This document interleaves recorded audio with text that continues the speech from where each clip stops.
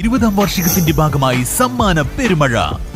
May 1 മുതൽ August 31 വരെ നടത്തുന്ന പർച്ചേസുകൾക്ക് കൈനിറയെ സമ്മാനങ്ങൾ. 1ാം സമ്മാനം 2 ഇലക്ട്രിക് സ്കൂട്ടറുകൾ, 2ാം സമ്മാനം ഒരു ഡയമണ്ട് റിംഗ്, പിന്നെ 10 പേർക്ക് ഇൻഡക്ഷൻ കുക്കർ. ആഘോഷിക്കൂ ഈ 20ാം വാർഷികാഘോഷം VTS ഗോൾഡൻ ഡയമണ്ട്സിനൊപ്പം.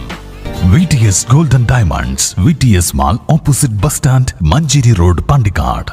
വായന ദിനാഘോഷത്തിന്റെ ഭാഗമായി പാണ്ടിക്കാട് ടീം ഇക്കിഗായിയുടെ നേതൃത്വത്തിൽ സാഹിത്യ ശില്പശാല സംഘടിപ്പിച്ചു. പ്രശസ്ത എഴുത്തുകാരൻ അബ്ദുള്ളക്കുട്ടി മാസ്റ്റർ പരിപാടി ഉദ്ഘാടനം ചെയ്തു.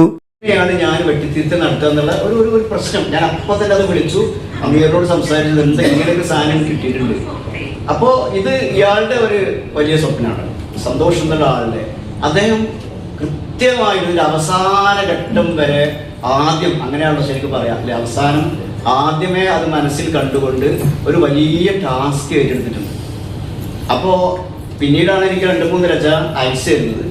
അങ്ങനെ 51 രചനകൾ ഞാൻ 3 ദിവസങ്ങളായിട്ട് വായിച്ചപ്പോൾ ഞാൻ അമ്പരന്ന് പോയി. ഒന്ന്, ഇത് വെച്ചിട്ട് ഒരു ശില്പശാല നടത്താൻ എനിക്ക് സത്യത്തിൽ പേടിയുണ്ട്. കാരണം ഈ ആൾക്കാരെ ഇപ്പം നിങ്ങളൊക്കെ എൻ്റെ മനസ്സിൽ ഓരോ രചനകളായി മനസ്സിൽ പതിഞ്ഞു കിടക്കുക. ഇവിടെ പലരും ഞാൻ നേരത്തെ വന്നപ്പോൾ അമീറിന്റെ ബ്ലോക്കായി ഇപ്പൊ തന്നെ അയാളോട് അഭിപ്രായം പറഞ്ഞതിന് ഇവരെ കേട്ടു ഇവര് പോകും എന്ന് പറഞ്ഞു. അപ്പോ ആദ്യം കണ്ടത് ഞാൻ ഈ അൻവർ ഷായാണ്.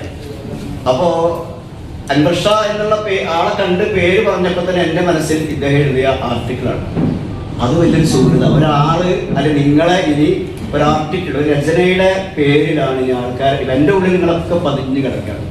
പാണ്ടിക്കാട്ടെ സാമൂഹിക സാംസ്കാരിക സംഘടനയായ ടീം ഇക്കിഗായ് അംഗങ്ങളുടെ കുടുംബാംഗങ്ങളിലെ 51 പേരുടെ രചനകൾ ഉൾക്കൊള്ളിച്ചുകൊണ്ടുള്ള ഇല തളിർക്കുമ്പോൾ അക്ഷരങ്ങളിൽ വിരിയുന്ന ഇക്കിഗായ് എന്ന പുസ്തകത്തിന്റെ ഡ്രാഫ്റ്റ് പ്രകാശനവും MBBS ഫസ്റ്റ് ക്ലാസോടുകൂടി വിജയിച്ച അമീക നൌഷാദിനുള്ള അനുമോദനവും ചടങ്ങിൽ നടന്നു. Team ikigai president doctor Ajay Raghavan അധ്യക്ഷത വഹിച്ച ചടങ്ങിൽ സന്തോഷ് കുമാർ വിഷയാവതരണം നടത്തി. സെക്രട്ടറി ഫസലുർ റഹ്മാൻ, അമീർ ബാബു എന്നിവർ സംസാരിച്ചു. News bureau, Pandikkad.